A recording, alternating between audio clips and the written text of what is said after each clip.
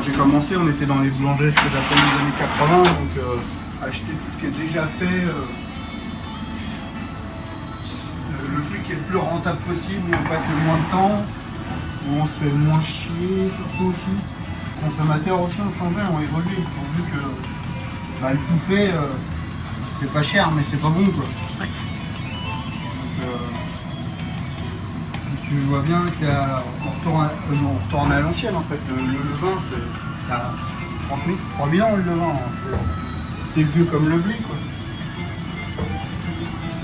Donc on retourne à des choses qui sont vieilles comme le monde, mais en fait qui sont beaucoup plus avantageuses pour tout le monde. Pour la santé des gens, pour nous à travailler, c'est beaucoup plus agréable de travailler sur un pain qui est fait au levain, qui a beaucoup plus de vie. Les farines vivantes, c'est une farine en fait, tous les jours elle n'est pas pareille. Elle se ressemble, elle est très similaire, mais tu vois qu'il y a un petit truc qui fait que ce que tu as fait hier, c'est pas la même chose qu'il faut. Il faut regarder un tout petit peu tes gestes, vraiment. Il faut comprendre comment elle vit quoi. Parce que l'humidité de l'air ambiant, la farine qui a vieilli entre deux, si tu ne l'as pas utilisée depuis quelques semaines, elle a vieilli, et bah tout ça, en fait ça fait que tu t'aperçois qu'elle change de manière très subtile, mais elle change. Et ça, c'est sympa.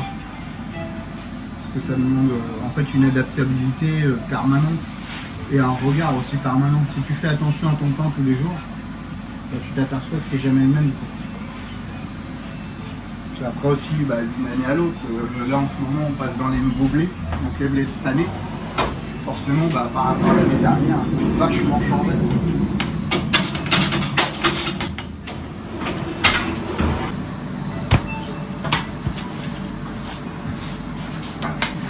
Ça, c'est le petit truc. C'est ce qu'on appelle la signature du boulanger. Si tu mets un tapis que moi je mets, ou tout à l'heure le patron met le même tapis avec les mêmes baguettes, c'est moi qui les ai façonnées, mais c'est lui qui les a, tu verras, c'est pas la même chose. Il y a des règles qu'on respecte, le nombre, généralement c'est par rapport à l'entreprise où on est, le nombre de coups de lame qu'on fait.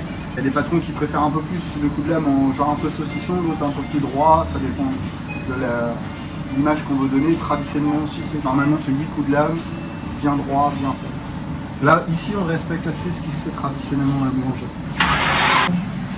En fait, quand tu lames, faut que ça revienne toujours en arrière, assez droit, faut que ce soit assez droit sur la baguette. Et en fait, faut pas inciser ni trop profond, ni pas assez. C'est vraiment la bonne profondeur.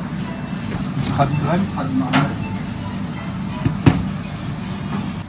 Ici, par contre, sur la tradition, on n'est que sur un seul coup de lame. On regarde.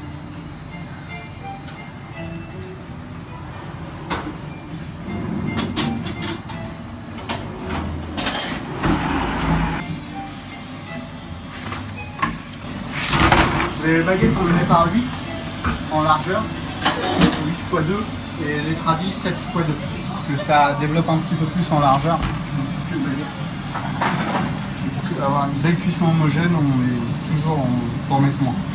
Tu vois, la cuisson elle est un peu blanche là, un peu cuite là. Pareil, en fait des deux côtés, elle a vraiment une cuisson égale parce qu'ils sont pas trop serrés. Si tu les serres trop, si tu en mets trop, le tapis ça va te faire une cuisson, là ça va être tout blanc.